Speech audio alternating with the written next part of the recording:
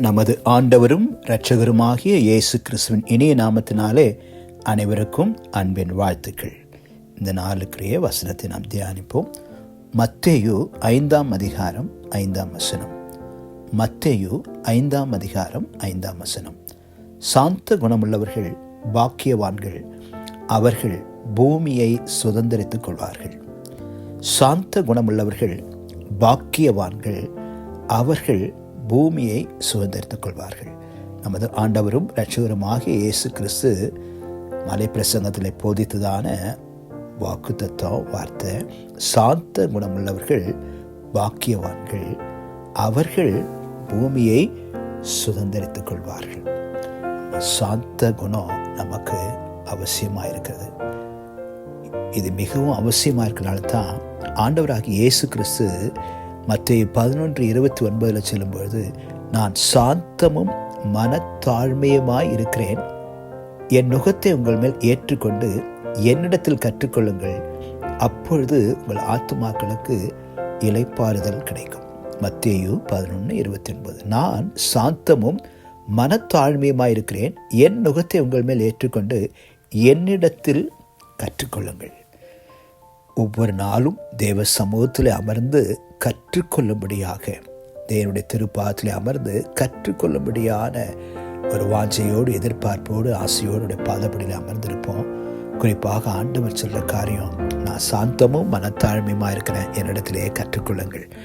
ஆண்டவரிடத்திலே நாம் கேட்டு அறிந்து கற்றுக்கொண்டு அவருடைய கிருபையை பெற்றுக்கொண்டு, அவர் சாந்த சொரூபியாக இருப்பது போல, அவர் சாந்த குணமுள்ளவராக இருக்கிறது போல, அவருடைய பிள்ளைகளாகிய நாமோ இந்த சாந்த குணமுள்ளவர்களாய் வாழும்பொழுது மெய்யாகவே நம்மை சுற்றி இருக்கிற மக்களுக்கு நாம் ஆசீர்வாதமாக இருக்க முடியும்.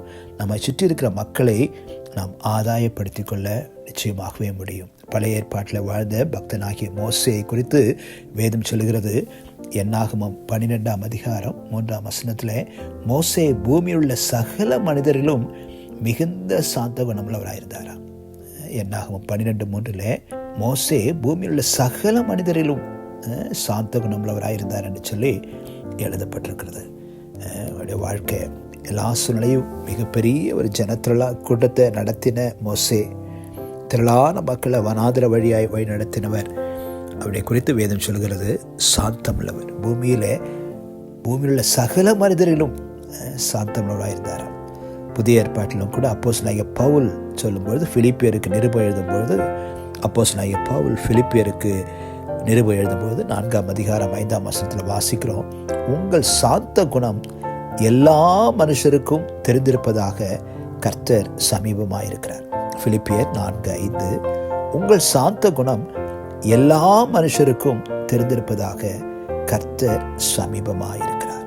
தேவனுடைய பிள்ளையே, அவருடைய சமூகத்தில் காத்திருப்போம், கற்றுக்கொள்ள முடியாத காத்திருப்போம். நம்முடைய ஆண்டவர் சென்ற வழியில் நாம் செல்வோம். அவரை போல சுபாவம் உள்ளவர்களாக, அவரை போல அவருடைய சாயலில் நாம் வளருவோம். அவர் சாந்த குணமுள்ளவராக வாழ்ந்தார். நாமோ சாந்த குணமுள்ளவர்களாக அந்த பூமியிலே ஆண்டுடைய சாயலை வெளிப்படுத்துவோம். நிச்சயமாய் நம்மை சுற்றியுள்ள மக்களை, சமுதாயத்து மக்களை நாம் சோதரித்துக் கொள்வோம்.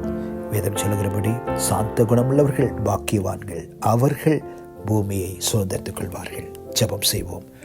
அன்பின் பிதாவே, தர்மையான காலை வேளைக்காக உம்மை ஸ்தோத்திரிக்கிறோம், நன்றி செலுத்துகிறோம். ஒரு புதிய நாளை எங்களுக்கு தந்திருக்கிறீங்கப்பா. நன்றியோடு உம்மை ஸ்தோத்திரிக்கிறோம், உம்மை துதிக்கிறோம். நீர் செய்த எல்லா நன்மைகளுக்காக உம்மை ஸ்தோத்திரிக்கிறோம், உம்மை துதிக்கிறையா. நீர் எங்களுக்கு அருளின ஆவிக்குரிய நன்மைகள், இம்மைக்குரிய நன்மைகள், சகல ஆசீர்வாதங்களுக்காக உம்மை துதிக்கிறோம். கணக்கில்லாத நன்மைகள், எண்ணிலடங்காத நன்மைகளை நீங்கள் செய்திருக்கிறீங்கப்பா, செய்து கொண்டிருக்கிறீங்க, செய்ய போகிறீங்க. உம்மை துதிக்கிறையா. தகப்பனை எப்பொழுதும் எங்கள் பகுதி மக்களை ஆசீர்வதிங்க, ரட்சிங்க. எங்கள் பட்டணத்தின் மக்களை ஆசீர்வதிங்க, ரட்சிங்கப்பா. எங்கள் தேசத்தின் மக்களை சந்திங்க, ரட்சிங்க. ஒரு பெரிய எழுப்புதலை கர்த்தர் கட்டளையிடும்படியாக ஜெபிக்கிறோம். தகப்பனே ஸ்தோத்திரிக்கிறோம். குறிப்பாக இந்த நாளிலும் எங்கள் தமிழ்நாட்டில் உள்ள கிருஷ்ணகிரி மாவட்டத்திற்காக நாங்கள் ஜெபிக்கிறையா. கிருஷ்ணகிரி மாவட்டத்து மக்களை நாங்கள் ஆசீர்வதிக்கிறோம். கிருஷ்ணகிரி மாவட்டத்தில் சபைகளை நாங்கள் ஆசீர்வதிக்கிறோம். அங்குள்ள எல்லா ஊழியர்களை நாங்கள் ஆசீர்வதிக்கிறையா. ஒரு பெரிய எழுப்புதல் இந்த கிருஷ்ணகிரி மாவட்டத்தில் உண்டாக நாங்கள் ஜெபிக்கிறையா. சபைகள் வளர்ந்து பெருக ஆண்டவரே நாங்கள் ஜெபிக்கிறோம். குறிப்பாக கிருஷ்ணகிரி மாவட்டத்தில் சபையில்லாத பகுதிகளிலே, சபையில்லாத கிராமங்களிலே புதிய சபைகளை ஸ்தாபிக்க என் ஆண்டவர் உதவிசெய்யும்படியாக ஜெபிக்கிறோம். ஆட்களை அனுப்பும்படியாக ஜெபிக்கிறோம். ஆட்களை எழுப்பும்படியாக ஜெபிக்கிறோம். ஆண்டவரே, அப்படி திவ்ய கரத்தில் ஒப்புக் கொடுக்கிற ஐயா, தொடர்ந்து நாள் முழுதங்களை நடத்தும். எல்லா மகிமையும் உமக்கு செலுத்துகிறோம். இயேசு ரட்சகர் நாமத்தில் வேண்டுகிறோம் எங்கள் நல்ல பிதாவே.